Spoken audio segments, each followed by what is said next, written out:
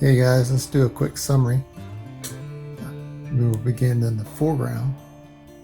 Here is at the base of the river, as you can see, in the river's edge. Some grass and some muddy banks on each side, some rocks, and you move down the river. You got a man walking his dog, standing there at the edge of the river.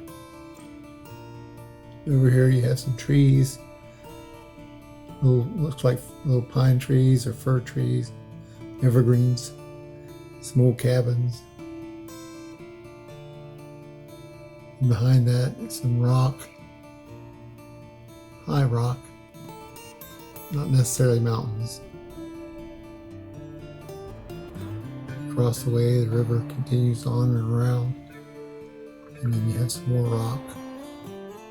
It's a little higher as it rises. And then below that, you have a tree line here in the riverbanks. Some rough terrain of the earth and grasses and bushes and whatnot. Some trees up front here. They're don't have any foliage on them because in the back, as we see, are evergreens, and then these trees here are seasonal and they lose their foliage during the winter. And it looks like winter is just ending. You still have snow covered rooftops, a little bit of patches of white snow on the ground. It's thawing, but the trees have not yet